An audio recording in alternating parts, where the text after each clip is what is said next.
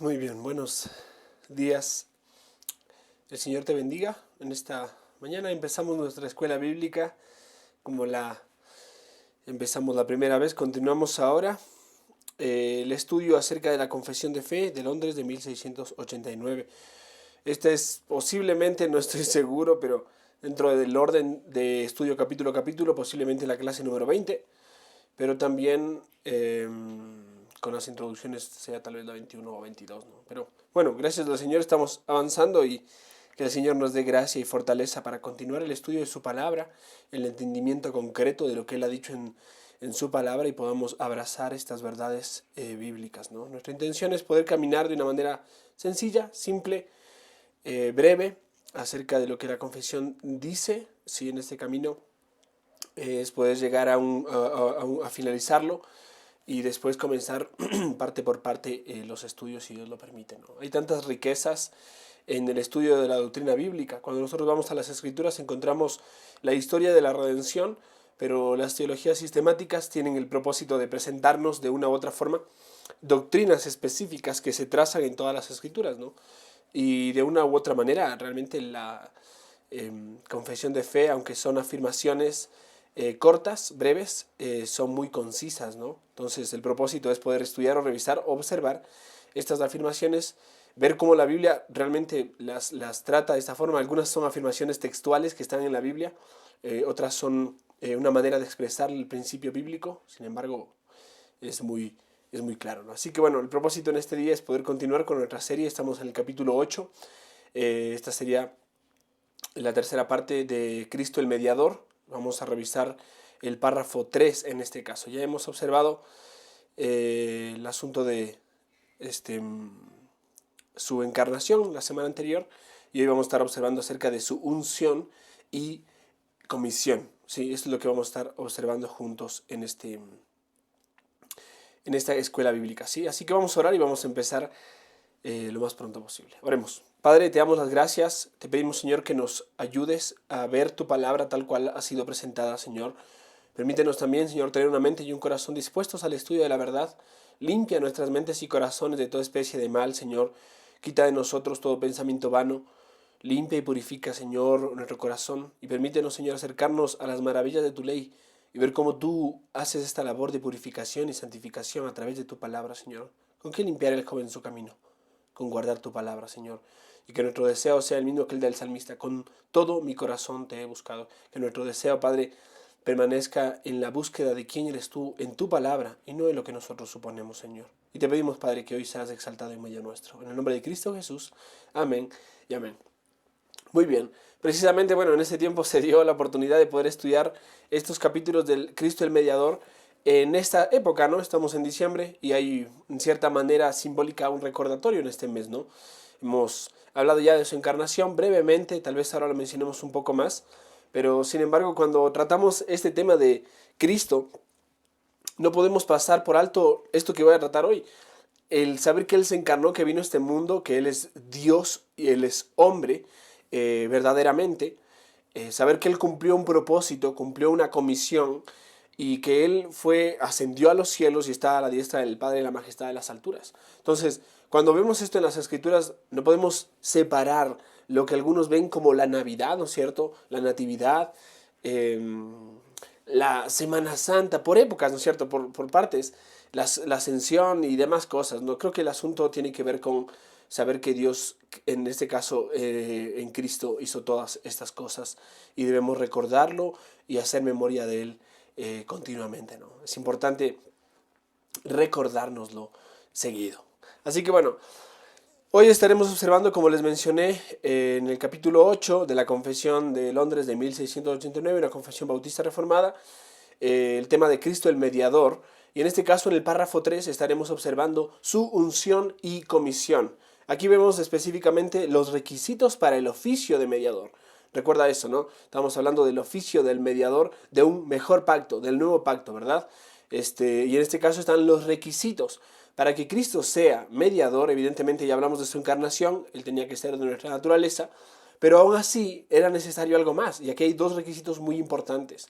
El primero es la unción del Espíritu Santo. ¿Sí? Cristo no podía ser mediador si el Espíritu Santo no estaba sobre él, sino era ungido con el Espíritu Santo, ¿no? Es importante y lo voy a mencionar en un momento. Pero el segundo requisito también es la comisión de Dios el Padre, ¿sí? Ser comisionado y ser ungido es los requisitos que el mediador debía cumplir para poder ser un correcto, un adecuado mediador entre Dios y los hombres, ¿no? Así que permíteme leerte el párrafo que tenemos en nuestras manos, observar algunos textos y después desarrollar, darle tratamiento a este párrafo, ¿sí? Precisamente vamos a estar viendo un párrafo y de pronto vamos a observar posiblemente 5 párrafos seguidos por el tema que engloban, ¿no? Hoy vamos a ver uno. Es el párrafo número 3 del capítulo 8 de Cristo el Mediador. Dice así: el Señor Jesús, en su naturaleza humana, así unida a la divina, en la persona del Hijo, fue santificado y ungido con el Espíritu Santo sin medida, teniendo en sí todos los tesoros de la sabiduría y del conocimiento, en quien agradó al Padre que habitase toda la plenitud, a fin de que siendo santo, inocente y sin mancha, y lleno de gracia y de verdad, fuese completamente apto para desempeñar el oficio de mediador y fiador, el cual no tomó por sí mismo, sino que fue llamado por el Padre. En este caso fue llamado por el mismo Padre, esa es la palabra, quien también puso en sus manos todo poder y juicio y le ordenó que lo cumpliera. Es lo que tenemos en el párrafo. Evidentemente el párrafo evidencia estas dos cosas. La unción me manifiesta esto, ¿no? Fue santificado y ungido por el Espíritu Santo. Y después la comisión, no por sí mismo, sino que fue llamado por el mismo, para el mismo por su Padre, en este caso para el mismo oficio de mediador y fiador, ¿no es cierto? Entonces tenemos ya estos dos puntos principales. Ahora, dividiéndolo en dos partes, en nuestra mente, ¿no? Si tenemos estos dos requisitos, es increíble, debo decirlo, es increíble. O mejor usemos otro término porque esto debe ser creído, debemos creerlo. Es impresionante ver cómo el Espíritu Santo realmente estuvo presente toda la vida y aún ahora está presente en la vida de Cristo. Y digo esto porque algunos han llamado, obviamente, de una manera muy, muy segura y clara, al Espíritu Santo como el compañero inseparable. Tanto que Cristo dijo de él: cuando yo me vaya, va a venir uno que es de mi misma naturaleza, mi misma esencia, y va a estar con vosotros, el Paracletos, ¿no es cierto? Ese compañero inseparable. Pero él, el Espíritu Santo, estuvo presente y obrando y actuando en cada uno de los momentos y la vida y las circunstancias de Jesús, desde su nacimiento hasta su resurrección y ahora a la diestra del Padre mismo. Cuando Jesús nació era el Espíritu Santo cuando Jesús fue obviamente prometido a María, fue el Espíritu Santo que cubrió a María, y entonces en este caso sucedió esto, ¿no? De que María concibió un pequeño. Cuando en el desarrollo de la vida de Cristo lo encontramos, por ejemplo, ¿no? En la comisión y la unción allí con Juan el Bautista. Encontramos que Juan el Bautista quiere bautizarlo y él dice: no, mejor dicho, Juan el Bautista ve a Cristo y él dice: yo no soy digno de bautizarte, y Cristo le dice: no, tú eres el adecuado. Es un bautismo especial, ¿no es cierto? Entonces vemos la representación, ya es muy fuerte eso, la voz de Dios, del Padre, ¿no es cierto? Este es mi Hijo amado, y el Espíritu Santo bajando en forma de paloma, por así decirlo, sobre Cristo. Y entonces el asunto allí es que el Espíritu Santo está allí. Pero no solo eso, sino que es el Espíritu Santo el que mueve a Cristo al desierto. Movido por el Espíritu Santo, va al desierto. Y dice que vuelve con el poder del Espíritu Santo del desierto. O sea, realmente nosotros debemos observar las Escrituras y ver cómo la obra de la redención evidentemente es particular a Cristo, pero que Cristo obró por medio del poder del Espíritu Santo. Y evidentemente el Espíritu Santo es un compañero inseparable. Por eso es importante mencionar lo que dice la confesión. El Señor Jesús, en su naturaleza humana, así unida a la divina, en la persona del Hijo, fue, en este caso, santificado y ungido con el poder, dice, con el Espíritu Santo, sin medida. Sin medida, ¿no? Es un asunto particular a nuestro Señor Jesucristo. Bueno, en esta sección de la confesión, aparte de tener varios textos evidentes que nos manifiestan, que nos prueban estas afirmaciones, aprendemos esto. En primer lugar, 5 cosas. La primera es esta. ¿Cómo fue equipada la naturaleza humana de Cristo para ejercer su obra como mediador? Porque aunque Cristo es Dios, no estimó el ser igual a Dios como cosa que aferrarse, sino que se despojó. Él simplemente se abstuvo, ¿sí? Se frenó de usar o de emplear las fuerzas y los poderes que tiene como Dios, como lo que es en naturaleza. Él se frenó y se sometió por completo a la naturaleza humana. Entonces, una vez sometido a la naturaleza humana, Él no deja de ser Dios. Él es Dios, pero Él se frena en ese acto y en ese obrar y se somete tanto a la voluntad del Padre como al poder del Espíritu Santo. Notas esto, ¿no? Para que evidentemente Él manifieste y luche y tenga la fortaleza, todo el desarrollo de lo que es una vida humana, común y corriente, sometido a debilidad, a esclavitud, como veíamos en este caso, a debilidades semejantes, ¿no? A las nuestras, no esclavitud, como vimos la semana pasada. Entonces tenemos en primer lugar cómo fue equipada la naturaleza humana de Cristo para ejercer su obra de mediador, en este caso, santificado y ungido por el poder del Espíritu Santo sin medida, por el Espíritu Santo, perdón. En segundo lugar, tenemos porque es necesario que también fuera Dios para cumplir su trabajo. Obviamente, no podemos desprender la una naturaleza de la otra. Recuerda, ambas naturalezas habitan perfectamente en Cristo. Sin conversión, sin mezcla, habitan perfectamente en Cristo. Por eso dice, teniendo en sí todos los tesoros de la sabiduría y del conocimiento en quien agradó el Padre que habitase toda plenitud. Y esa es una extracción de Colosenses que dice, en él habitase toda la plenitud de la deidad. Así que en él habita perfectamente, completamente la divinidad. ¿Sí? Colosenses 1:19. En tercer lugar, como fue llamado divinamente a su oficio. Aquí vemos cómo él fue llamado de una manera divina a este oficio. ¿Cómo fue llamado?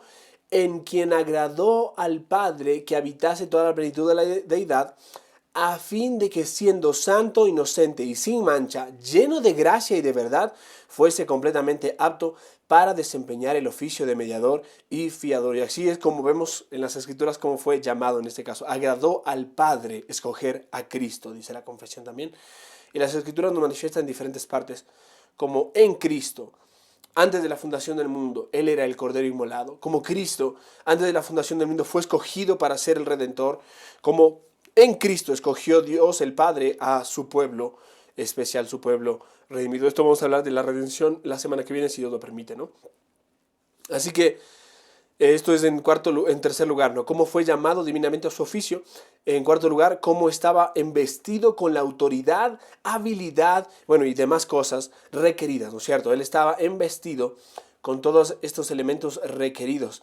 Santo, inocente, sin mancha, lleno de gracia y de verdad, para desempeñar completamente el oficio. Él era una persona adecuada para desempeñar el oficio de mediador. Él fue embestido con este poder. Y en quinto lugar observamos que fue ordenado para ejercer esta obra. Evidentemente, él fue ordenado, esa es la palabra clave aquí. Cristo no vino y dijo, bueno, a ver, yo me encargo acá porque acá salió mal las cosas, Señor, al Padre, no. Padre, voy a hacerlo porque esto, no. No fue, evidentemente, como dice la confesión y la palabra lo manifiesta, por sí mismo que él tomó este oficio, sino que él fue llamado para este oficio por el Padre mismo. Por eso debemos decir que fue ordenado para ejercer esta obra. En este caso debemos entender que aquí hay a veces algunas controversias en cuanto a la subordinación del Hijo al Padre. Y esto no es algo eterno, por así decirlo.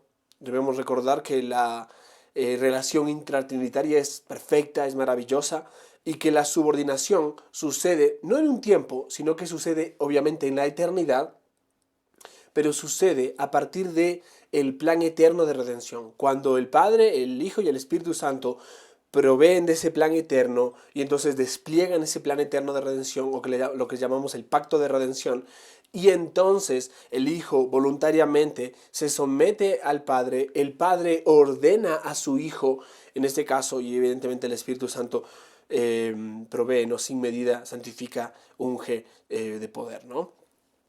Estos son 5 puntos que tratamos en este caso en cuanto a la unción del Espíritu Santo y la comisión de Dios el Padre. Así que bueno, recordando que la naturaleza humana de Cristo en ninguna manera dejó de ser humana, en este caso limitada, finita, etcétera, ¿no es cierto? En ningún momento Cristo dejó de ser limitado por la naturaleza humana al unirse a su naturaleza divina.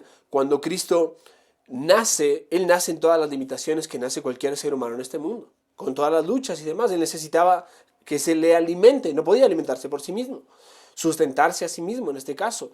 Es impresionante saber que el que sustenta todas las cosas y sostiene el universo con la palma de su mano necesitaba, en este caso, de una madre que lo alimentara, ¿no? Cuando era pequeño. Es maravilloso porque nos manifiesta la humanidad de Cristo.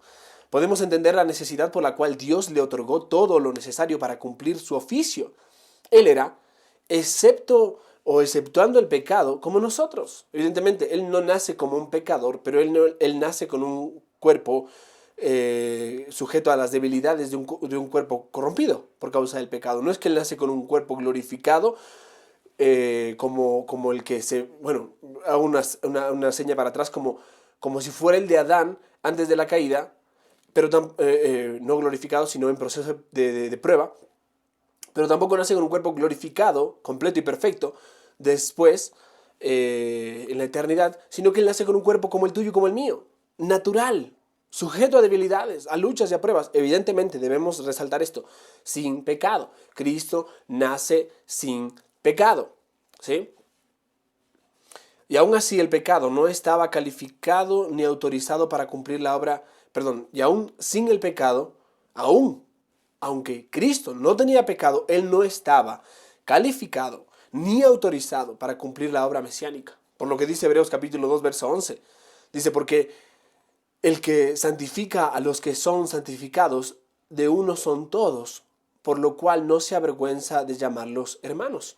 Y entonces Él viene a este mundo y Él viene como nosotros. Por eso dice, no se avergüenza de llamarlos hermanos. Específicamente aquel que santifica a los que son santificados, estamos hablando de su pueblo, ¿no?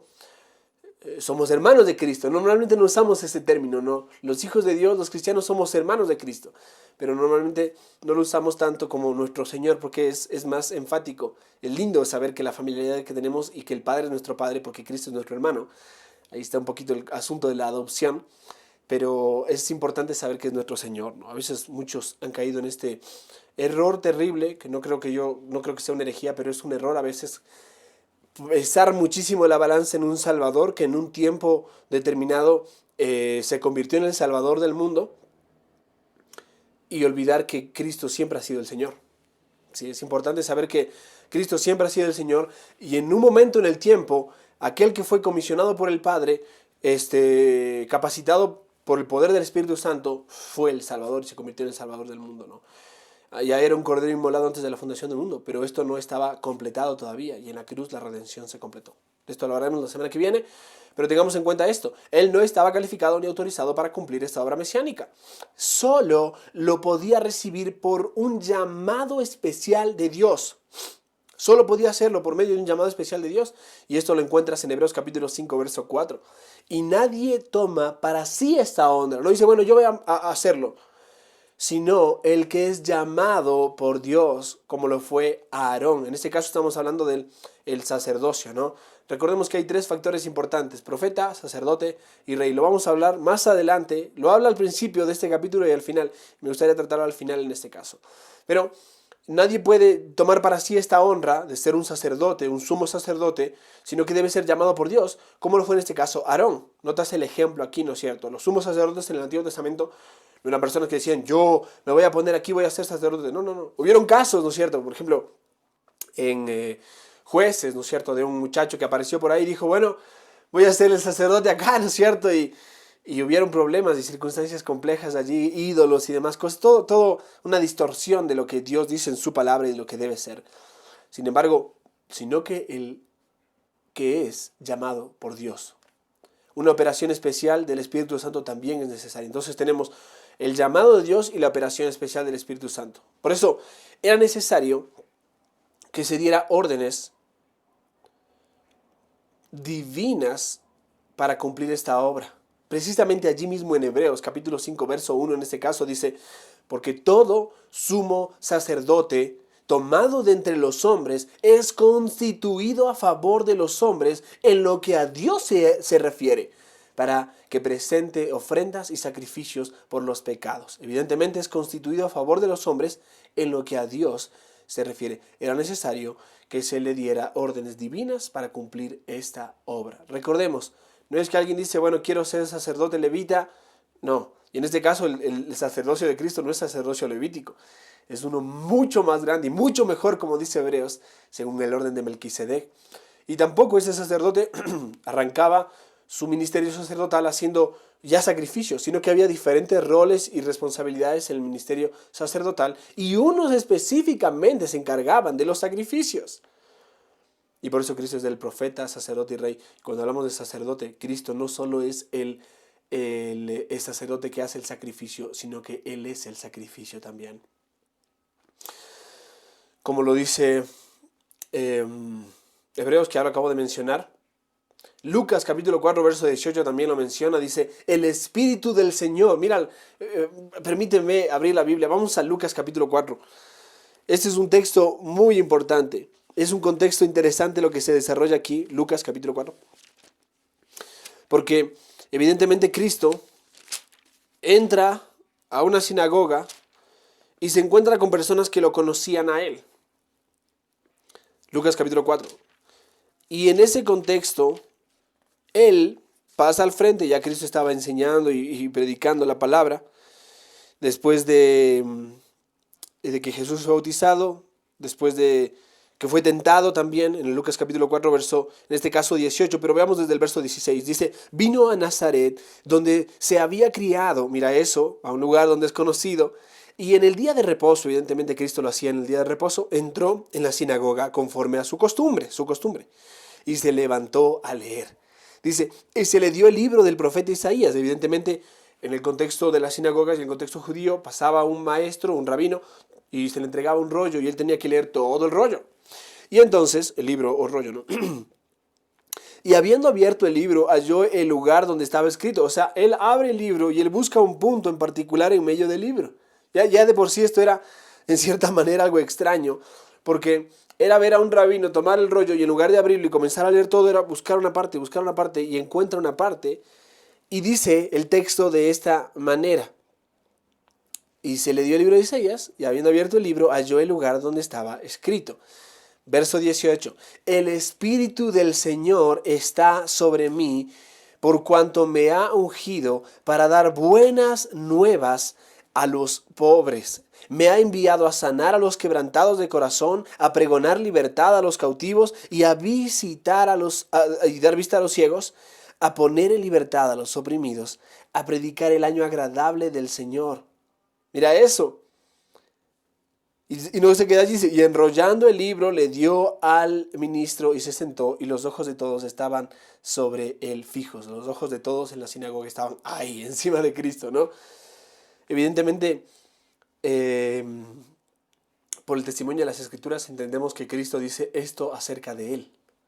Si no está leyendo un texto ahí esporádicamente suelto, sino que Él dice esto se ha cumplido en mí. Esto es maravilloso, sorprendente.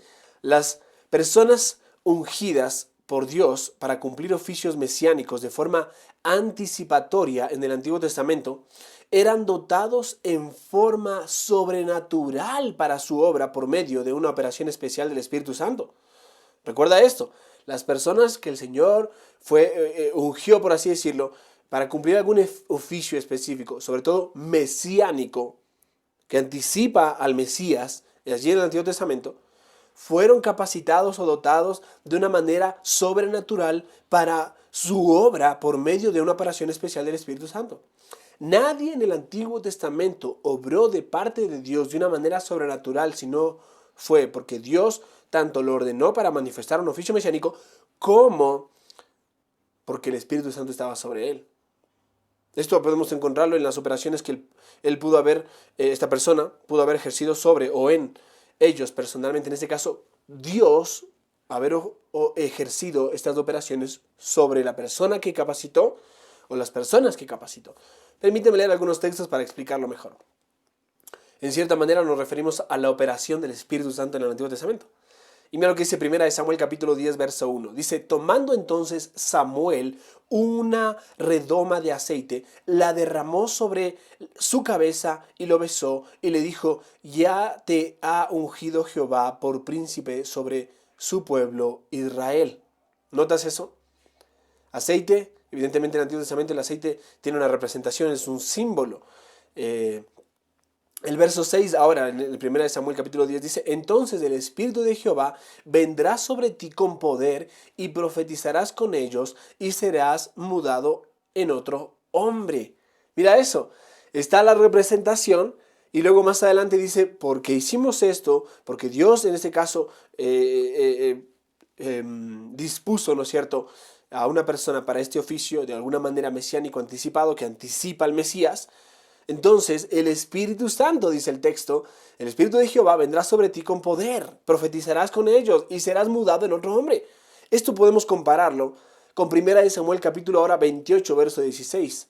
Y aún en comparación con eso, con Jueces capítulo 14, verso 6, específicamente personas en las que el Espíritu Santo vino, o a las que el Espíritu Santo vino sobre ellos. Dice, en este caso Jueces 14, 6 dice, y el Espíritu de Jehová vino sobre Sansón, quien despedazó al león como quien despedaza un cabrito, sin tener nada en su mano, y no declaró ni a su padre ni a su madre lo que había hecho. Allí mismo, Jueces, capítulo 16, verso 20, dice, y le dijo, Sansón, ¿recuerdas eso, verdad? También que le querían cortar el pelo, que pensaban que la fuerza estaba en su pelo, no era de su pelo. Era el Espíritu Santo que estaba sobre él. Y entonces, Sansón, los filisteos sobre ti. Y luego que despertó él de un sueño, se dijo, esta vez saldré como las otras y me escaparé. Pero él no sabía que Jehová ya se había apartado de él. Ahora, esta operación especial del Espíritu se simboliza de forma externa por medio de la unción con aceite. Es un símbolo externo, ¿verdad? Cristo no fue ungido con aceite, pero sí fue ungido con el poder del Espíritu Santo sin medida. Es decir, no en la forma limitada en la cual lo había sido en las personas en el Antiguo Testamento, que tipificaban a Cristo, apuntaban como Mesías en cierta forma a Cristo, sino de una manera sin medida. Y eso es impresionante porque en el Antiguo Testamento encontramos que el Espíritu Santo se iba de las personas.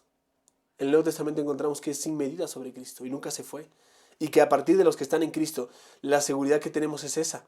Ya no hay condenación para los que están en Cristo. ¿Por qué? Porque el Espíritu da testimonio y el Espíritu es permanente en aquellos que están en Cristo, porque se les ha dado también el Espíritu de Dios. Mira lo que dice Juan 3:34. Dice, porque el que Dios envió, las palabras de Dios habla, pues Dios no da el Espíritu por medida. Estas son palabras de Cristo, evidentemente. Y él está manifestando el hecho de que el Espíritu está sobre él sin medida. Lucas capítulo 4, verso 18 dice, el Espíritu del Señor está sobre mí por cuanto me ha ungido, ya lo mencioné, pero permíteme leerlo otra vez, para dar buenas nuevas a los pobres, me ha enviado a sanar a los quebrantados de corazón, a pregonar libertad a los cautivos y vista a los ciegos, a poner en libertad a los oprimidos, a proclamar el año del Señor, ese año maravilloso, ¿no? Este texto tiene varias razones de por qué el Espíritu está sobre Cristo. Obviamente, el Salvador no tenía necesidad del Espíritu Santo para su propia salvación. Tengamos en mente eso, no es porque primero el Espíritu salvó a Cristo para después salvarnos a nosotros. No. Alguien puede suponer esto y esto es un error. Pues Cristo no tenía pecado, no tenía razón de salvación, o sea, mejor dicho, no tenía razón para ser salvado de algo, ya que no había pecado en él y por lo tanto no había condenación en él. Pero sin embargo, siendo humano, sí necesitaba el Espíritu Santo para capacitarlo, para cumplir la obra de redención. ¿Sí? No es que Cristo, vuelvo a repetir, es evidente esto, no es que Cristo aparece y dice, bueno, voy a hacer esto, vamos a ver cómo me va. No. Él es ordenado y él es capacitado para cumplir la obra de redención. Se puede decir, obviamente, sin duda, que Cristo en todo momento realizó su predicación, obró milagros y rindió obediencia perfecta, siempre en total dependencia del poder sobrenatural del Espíritu Santo, no por sí mismo, sino en el poder del Espíritu Santo. Como lo menciona Hechos capítulo 10, verso 38, que dice, como Dios ungió con el Espíritu Santo y con poder a Jesús de Nazaret, y como éste anduvo haciendo bienes y sanando a todos los oprimidos por el diablo, porque Dios estaba con él. ¿Sí? Dios estaba con él. En este caso estamos hablando del poder del Espíritu Santo. Por eso dijo en Juan capítulo 8, verso 28, no hago nada por mi propia cuenta. Es impresionante ver que alguien dijo, no, que el éxito del ministerio de Cristo, obviamente ante los ojos bíblicos, ante los ojos espirituales, porque ante los ojos seculares pueden decir que Cristo fue un fracaso, ¿no? Y a veces escuchamos decir eso y es una cosmovisión muy baja, muy perdida, ¿no? Pero la cosmovisión bíblica nos manifiesta, o la cosmovisión espiritual nos manifiesta, que el éxito del ministerio de Cristo fue hacer aquello que se le comisionó. No perder el tiempo en otras cosas, sino cumplir aquello que se le mandó. De tal manera que cuando llega un punto en su vida, Cristo dice, he acabado la obra que me pediste. He hecho de las tres obras, o mejor dicho, de los tres oficios que él tenía, profeta, sacerdote y rey, él había acabado la labor de profeta. Entonces iba ahora con la labor de sacerdote y evidentemente él está sentado a la diestra del Padre y está por culminar su labor de rey, sentándose en el trono y con sus enemigos bajo sus pies. Así que teniendo en mente, sus oraciones constantes son evidencia de su total dependencia de Dios. Tú puedes encontrar en la Biblia un sinfín de textos que evidencian esto. Cristo fue a la montaña temprano a orar. Continuamente Él iba a orar, Él iba a tener comunión con el Padre. ¿Por qué? Porque tenía dependencia del Padre, porque Él iba a cumplir la obra que el Padre le había ordenado. El Padre ordena y el Hijo voluntariamente se somete al Padre. Y su oración evidencia esa dependencia. Al final, su naturaleza humana se sumergió bajo la aflicción total de la maldición que Dios trajo sobre él.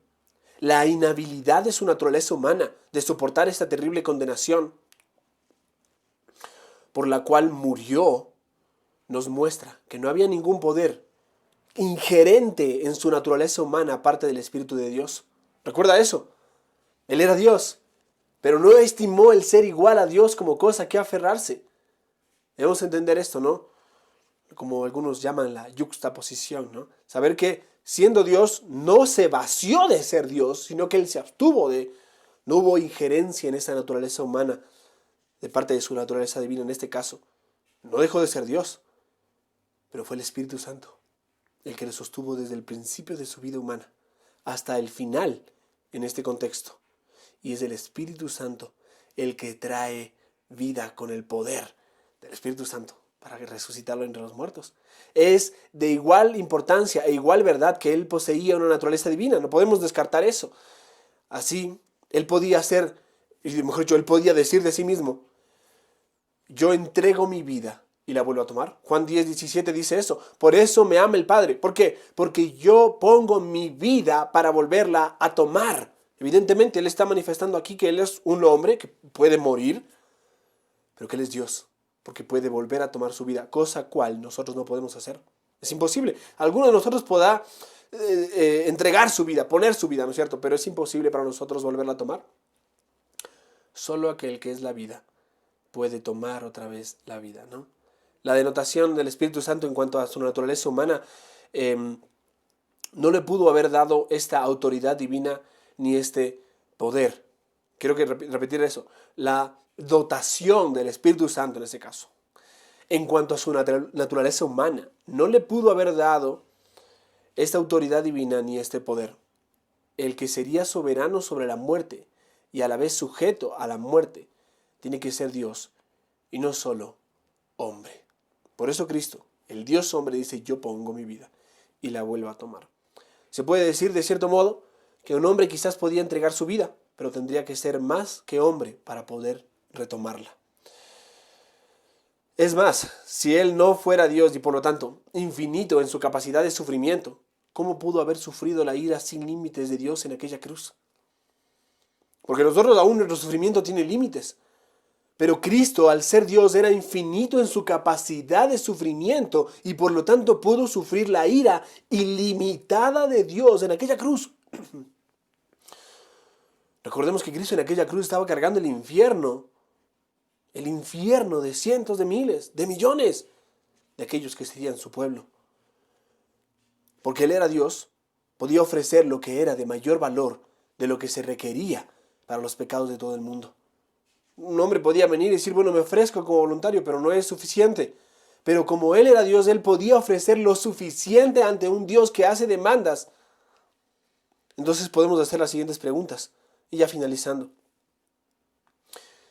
¿Cómo pudo haber tenido acceso a Dios en nuestro lugar con una eficacia garantizada? ¿Cómo Cristo pudo haber tenido acceso a Dios en nuestro lugar con una eficacia garantizada? Porque nosotros no podíamos ir a Dios. La Biblia dice, por cuanto todos pecaron, están separados, destituidos. No solo que no alcanzan la gloria de Dios, no tienen la capacidad para hacerlo por causa del pecado, sino que la gloria de Dios está distante de ellos por causa de ese mismo pecado, como Dios es santo.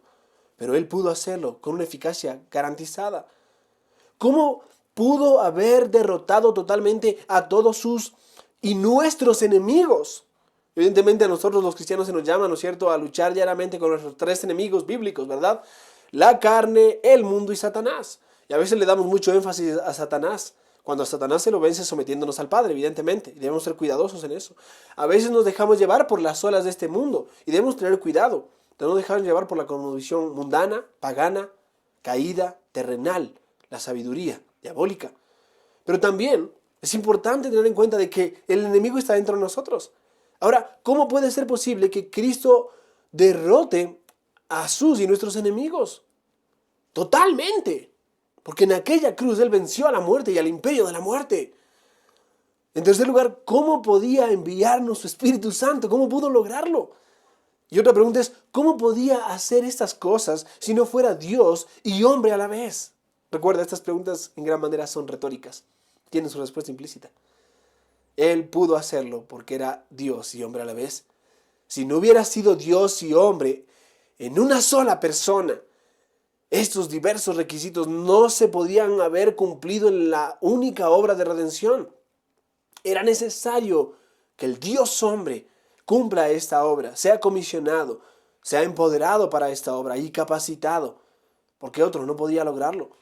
Porque Cristo reunía en sí mismo las condiciones necesarias y poseía las calificaciones necesarias. Él podía lograr nuestra redención como el único mediador entre Dios y los hombres. Aquel que vino de Dios para llevarnos a Dios. Él es el que quita el pecado del mundo y debemos ser cuidadosos aún en estos términos. La semana que viene vamos a hablar más acerca de la redención, pero hoy hemos observado cómo el Espíritu Santo estuvo de principio a fin y continúa ahora activamente en la vida de Cristo. Y ahora, por la gracia de Dios en Cristo, el Espíritu Santo nos es otorgado a nosotros, el que Cristo prometió.